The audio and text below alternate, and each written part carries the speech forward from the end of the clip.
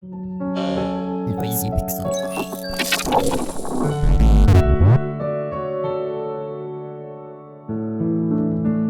Those who enjoy unique indie adventures may have already played Märchen Forest, Mylin and the Forest Gift. The game's high-quality illustrations, yet low-budget 3D character models provided a sense of imagination to the player without overshadowing what makes this game so charming. Developer Primary Orbit returned to the game for some remastered visuals and updated systems to release Märchen Forest on consoles and PC.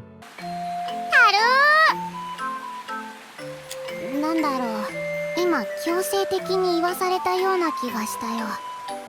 Märchen Forest isn't your typical JRPG adventure. The game seems to be separated into two different adventures, but somehow it strangely all works. In the beginning, we meet Mylin, who is eager to become an apothecary like her grandpa. Each day, she sets out on a quest to find ingredients to produce potions with varying effects. The game seems to want to hide its true colors by pretending it's a puzzle adventure for the first 2 hours. During this time, players will speak with residents, collect items, and play mini-games such as fishing. It's all just so happy and almost out of as if the game wants you to feel a part of this world without revealing its full hand. Across each task, you can't help but feel comfortable in your activities. Doing things like training a penguin for love or feeding a snake a dream potion isn't off the table of things you can do. However, things begin to change and we learn about Mylin's mother and how the bard knows something that she doesn't. It turns out her grandpa is also keeping a secret from her, so she rushes headfirst into a mysterious dungeon to find answers.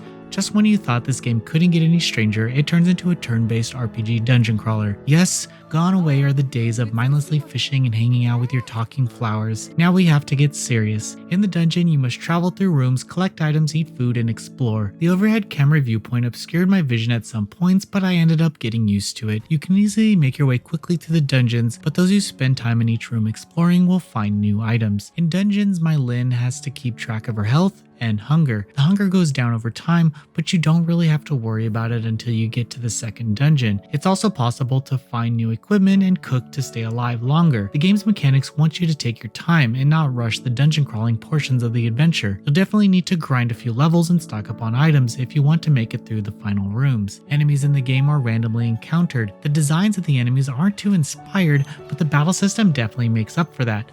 Battles take place in real time, where you wait to take action. Players can attack, defend, and evade. Enemies telegraph their actions, but it's up to the player to time when to evade or defend. A parry can be activated if you defend at the right time, which utilizes a special skill. It's totally possible to go through an entire battle without taking damage, and I thought that was really cool. Enemies become more difficult in later parts of the game, so making sure you're at a high level is important. Still, some dungeon puzzles require you to roam around the floors for a bit, and Mylin isn't fast, so the battles do become a bit tedious. What sucks is that you have to do them, since if your level's too low, you don't stand a chance against the game's bosses. The grunt fight's repetitive nature gets old quickly, and even the fanfare after the battle begs to be sped through. The gameplay is expanded upon as you meet new characters who can teach you new skills and make fights a bit more interesting. For example, you can trade sushi for skills to add different combos to your attacks. Further, you're able to appraise items and seek out scrolls that provide further insight into the story. Each system works together to tell a complete narrative, but let's remember that this all happened seemingly out of nowhere. This remade version takes the graphics to a new level of quality. The game retains its indie charm but adds a scoop of adorable graphics into the mix. Character designs are all chibi, which complements the game's darker themes surprisingly well. I can't say I knew why I was even on this adventure, but I had a great time experiencing it. Completion of the main story takes about 8 hours, but there are still things to do as you attempt to unlock everything the game offers. Märchen Forest does whatever it wants in terms of gameplay systems and storytelling. There are surprises around every corner and consistently evolving systems to make the experience even zanier. Its haphazard design doesn't always work, and repetitive battles do weigh on the enjoyment, but if you're in the mood for an adventure that can't be put in a box, then you'll have fun playing this. Noisy Pixel is giving Märchen Forest a 7.5 out of 10. Thank you for watching. Please read the full review at noisypixel.net. Noisy Pixel is run by a group of gamers who work hard to deliver news, reviews, previews, and more. Please subscribe to keep up with all our future content.